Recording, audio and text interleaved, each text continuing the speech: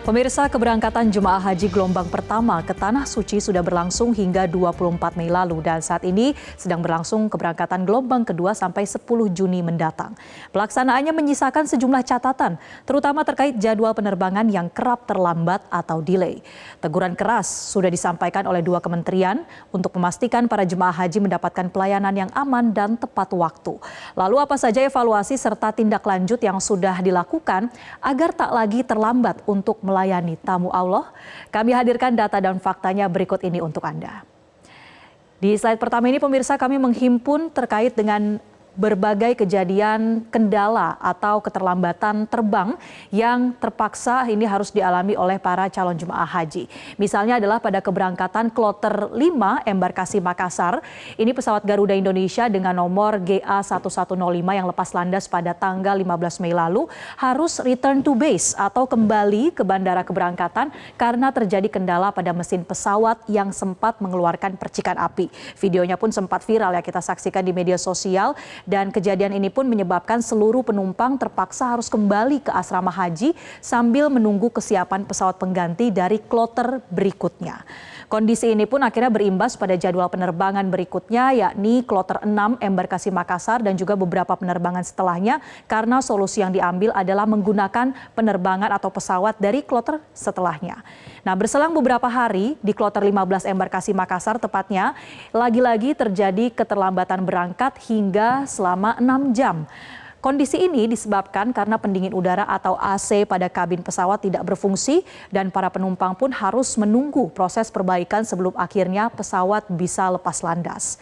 Masalah keterlambatan ternyata tidak hanya dialami oleh jemaah haji dari embarkasi Makassar, tapi yang juga mendapatkan perhatian adalah pada jemaah haji kloter 41 sampai 43 embarkasi Solo atau SOC. Mereka terlambat berangkat. Rentang waktunya ini adalah dari 4 jam sampai dengan 17 jam. Awalnya para jemaah sudah menjalani proses pemeriksaan di Fast Track Bandara Adi Sumarmo Solo. Terutama untuk jemaah di kloter 41, mereka sudah tiba di bandara untuk segera boarding. Tapi kemudian diberitahukan bahwa ada masalah pada mesin pesawat. Sehingga para jemaah pun tidak bisa berangkat dan terpaksa mereka harus kembali ke asrama haji. Kejadian ini tepatnya adalah pada tanggal 23 Mei kemarin pemirsa.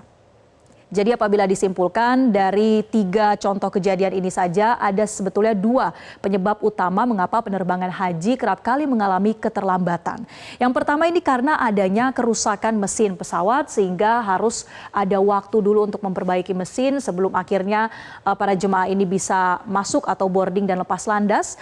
Tapi penyebab kedua adalah karena imbas dari delay penerbangan sebelumnya. Satu keterlambatan saja bisa menimbulkan efek domino karena dalam menangani insiden kerusakan mesin pesawat, biasanya solusi instan yang ditawarkan maskapai adalah menggunakan pesawat pengganti dari kloter berikutnya, seperti yang tadi terjadi di Makassar ataupun di Solo. Nah, Kementerian Agama pada pekan lalu pun sudah merilis on-time performance dari 2 maskapai penerbangan yang melayani pemberangkatan untuk jemaah haji di tahun 1445 Hijriah atau 2024, yakni ada Garuda Indonesia dan juga Saudi Airlines. Kita lihat satu persatu pemirsa selama sepekan terakhir ini atau selama 1 pekan pertama penyelenggaraan ibadah haji maksud kami, Garuda Indonesia melayani ada sebanyak 80 kloter.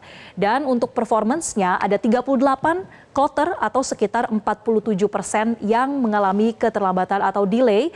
Lalu ada 5 kloter yang tepat waktu, sementara 37 kloter atau sekitar 46%-nya ini berangkat dengan lebih cepat. Sementara untuk satu maskapai lainnya yaitu maskapai Saudi Airlines melayani sebanyak 72 kloter, 13 mengalami keterlambatan, yang tepat waktu ada 4 kloter dan yang lebih cepat ada 55 kloter.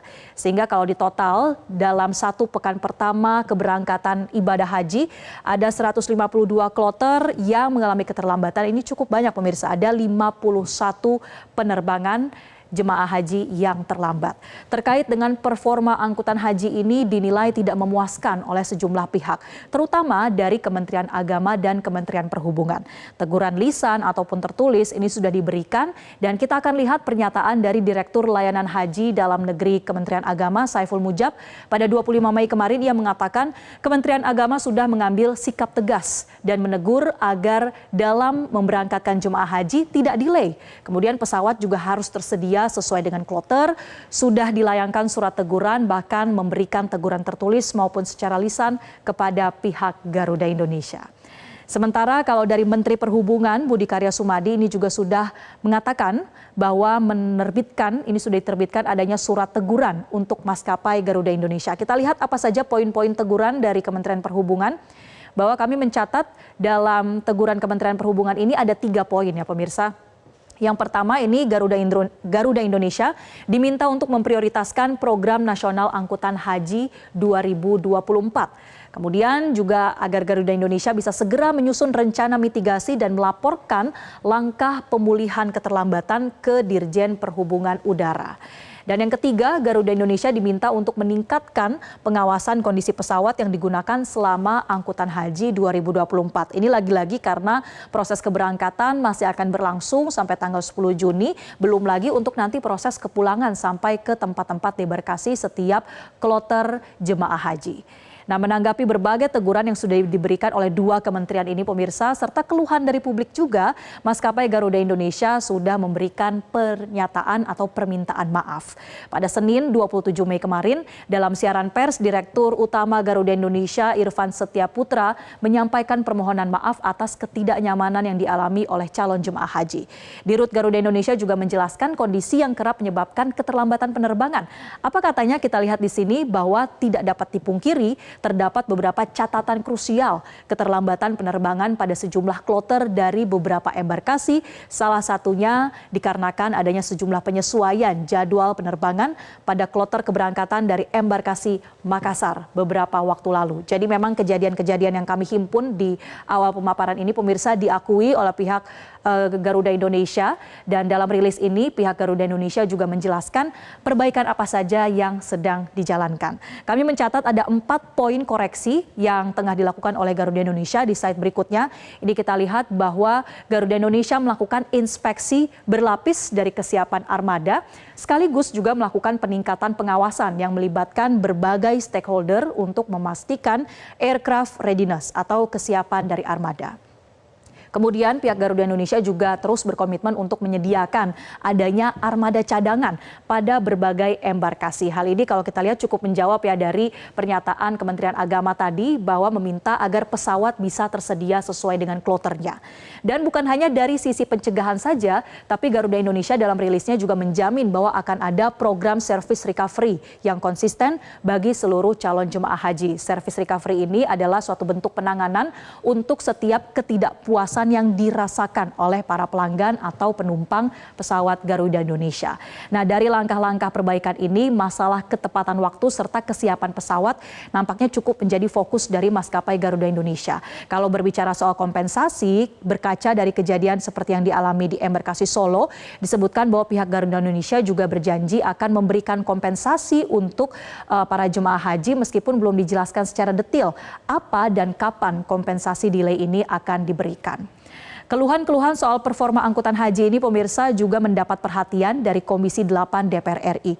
Ketua Komisi 8 Asyabul Kafi menyoroti soal kelayakan dari pesawat maskapai Garuda Indonesia yang digunakan untuk mengantar jemaah haji ke Tanah Suci. Asyabul menyebut sejumlah pesawat yang digunakan sudah tua dan tidak layak. Terlepas daripada itu penerbangan BUMN atau bukan, tapi yang harus kita prioritaskan ini kan kenyamanan. Kan Kementerian Agama ini kan selalu memprioritaskan pelayanan kepada para jamaah. Saya kira itu menjadi prioritas gitu kan. Jadi ke depan memang kalau Garuda ya, walaupun milik BUMN, kinerjanya masih seperti ini, saya kira perlu kita evaluasi.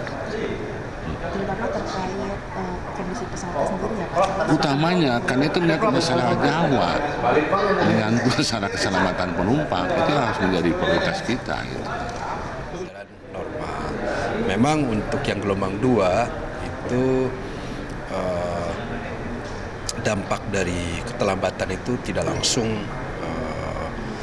terkait dengan jamaah terkait dengan hotel ya, seperti di Madinah ya, tapi kita menginginkan layanan terbaik lah untuk jamaah, dan alhamdulillah untuk layanan